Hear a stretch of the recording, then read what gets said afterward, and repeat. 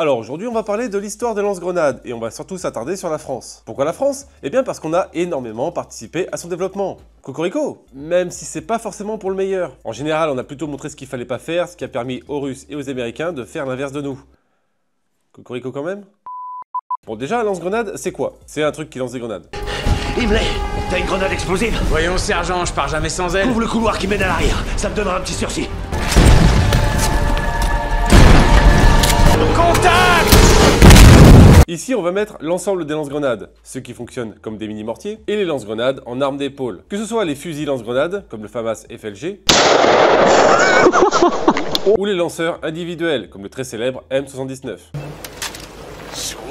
Et pour une question de simplicité, on va rester sur les modèles communs, donc le QLZ87, donc de l'armée chinoise, ça, on va pas en parler. Le XM25 Punisher, par exemple, ça, bon bah on en a déjà beaucoup trop parlé. Et on va rester sur les modèles individuels, donc les modèles type LGA40, on verra ça une prochaine fois. Ces systèmes, montés sur fusil ou non, permettent du tir indirect en tir courbe ou en tir tendu. Et ça sert à beaucoup de choses, particulièrement de l'appui et de la destruction. Le plus célèbre et de loin, c'est le fameux M203 américain. Utilisé depuis la guerre du Vietnam à aujourd'hui. Il est une base, le lanceur lui-même et évidemment le concept. C'est-à-dire le fait de fixer un lanceur sous le fusil et d'utiliser les organes de visée du fusil pour tirer. Et quand je dis que c'est une base, c'est en fait une norme OTAN, qui normalement oblige tous les pays membres à adopter les systèmes et calibres. Nous en France, avec les lance-grenades, on a toujours refusé, du moins jusqu'en 2015. On a toujours voulu rester sur des systèmes obsolètes, c'est-à-dire les FLG et les LGI. Et je vous laisse mettre en commentaire « Ouais, mais on ne faisait plus partie de l'OTAN pendant cette période, donc on n'avait pas cette obligation !» Bien sûr que si, bande de débiles, sinon on n'aurait pas standardisé tout le reste de l'équipement. Mais ça, j'y reviens après. Revenons à ses débuts. On va commencer par le fusil lance-grenade, c'est-à-dire un fusil d'assaut normal, chargé bien souvent d'une cartouche à blanc, à qui on aura mis au bout une grenade. Le premier modèle français, le fusil Vivier-Bessine, dont le lanceur qui se fixe au bout sera appelé le tromblon. Celui-ci utilisait une cartouche réelle pour être tiré. C'était le tout premier système de l'histoire qui utilisait un système de piège à balles. Ici, la grenade n'est pas allumée avec une cartouche à blanc, mais elle est bien projetée avec l'inertie d'une balle réelle. Ce système-là est encore utilisé aujourd'hui dans beaucoup de domaines, même les mortiers. Les grenades à fusil sont surtout connues pour la Deuxième Guerre mondiale, côté américain, car c'est vraiment à cette période où elle a été le plus massivement utilisée, et avec beaucoup de modèles et systèmes différents, particulièrement les charges creuses anti-char et les fragmentations antipersonnelles. Mais le problème avec les fragmentations antipersonnelles, c'est qu'elles n'arrivaient pas à exploser dans un seul mou. Il fallait donc y mettre un système de retardateur. Et ce qui tombe bien, c'est que les retardateurs sont déjà inclus dans les grenades à main. Et donc ils créeront l'adaptateur de grenade à main M1. Les Américains ils se font pas chier, tout s'appelle M1 chez eux. Pendant ce temps-là, toujours Deuxième Guerre mondiale, les Japonais créeront le premier lance-grenade qui s'utilise comme un mortier, le type 89, qui balançait des grenades à main. À ce moment-là, ce n'avait pas encore l'appellation de lance-grenade, mais bien de mortier léger. Les Soviétiques également créeront le leur, le VM37. Les lance-grenades du type FLG sont surtout connus côté américain, mais évidemment beaucoup de pays créeront le leur.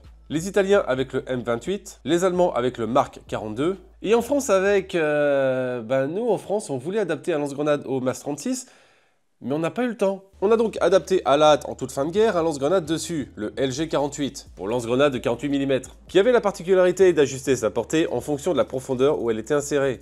C'est cool, mais c'est bien trop tard. On peut commencer enfin à s'en servir à partir de la guerre de Corée, c'est-à-dire en 1950, et à cette époque-là, on est déjà sur une uniformisation du matériel OTAN. Et là, vous imaginez bien que la grenade française de 48 mm, tout le monde s'en tape le cul. Il faut donc passer à autre chose. En 1954, les Français en Indochine ont pris une raclée et ont bien montré à quel point les lance-grenades montées sur fusil sont complètement inefficaces. Les Américains qui allaient commencer la guerre du Vietnam un an plus tard ont bien pris en compte les retours d'expérience des Français. De leur côté, les lance-grenades sur M14 ont été complètement abandonnés, pour introduire le très célèbre et très bon M79.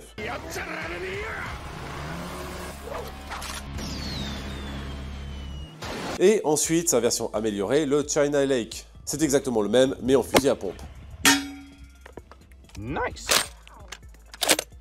Puis ils vont introduire en 1970 le très célèbre et très bon M203, un lance-grenade de 40 mm fixé sous le canon des M16. Les grenades de 40 mm type M203 sont encore et toujours utilisées aujourd'hui. On les croise dans toutes les armées OTAN, et bien sûr en Ukraine côté ukrainien, vu que l'armement vient essentiellement de l'Occident.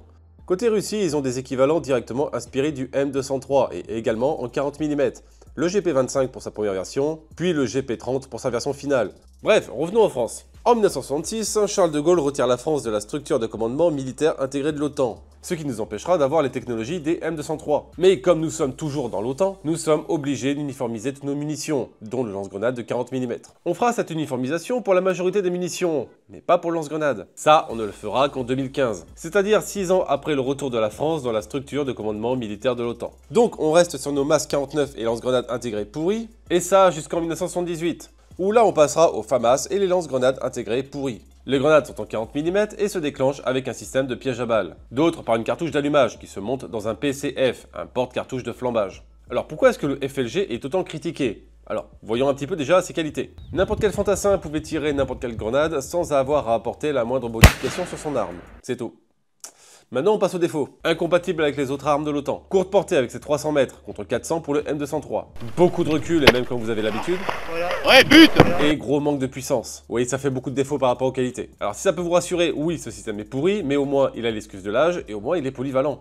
Mais on en parle du lance-grenade israélien qui cumule tous les défauts mais qui en plus est 2 fois plus encombrant et qui ne fait que ouvrir les portes ou pas? Non, parce que là, niveau arme de merde, on tient un bon morceau. Mais ce système-là, on s'en bat les couilles. Alors justement, en parlant d'armes de merde, en 1990, l'armée française décide de déterrer le concept des mortiers légers d'infanterie. Des lance-grenades très petits, posés au sol, qui peuvent tirer jusqu'à 600 mètres. Alors sur papier, il est bien. Il ne fait pas de fumée, pas de flash, pas de bruit, gros panel de munitions, et il peut toucher des ennemis derrière un couvert.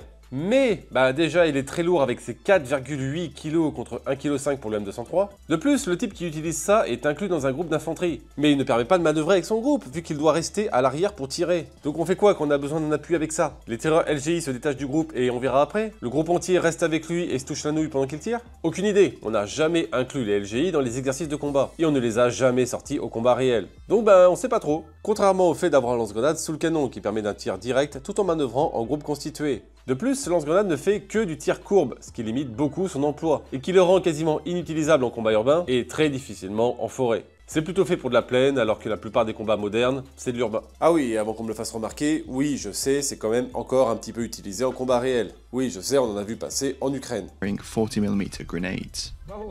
Aujourd'hui, dans l'OTAN, tout le monde s'est accordé sur les grenades de 40 mm. Pour l'armée française, le HK-269. Les grenades à fusil et les LGI ont été complètement abandonnés. Enfin voilà, ce sera tout. Merci à tous d'avoir suivi jusque-là. Si vous voulez voir des vidéos réservées aux contributeurs, je vous laisse mon Patreon. Si vous voulez voir ces vidéos avec une semaine d'avance, pareil. A plus tard, fin, cassez-vous.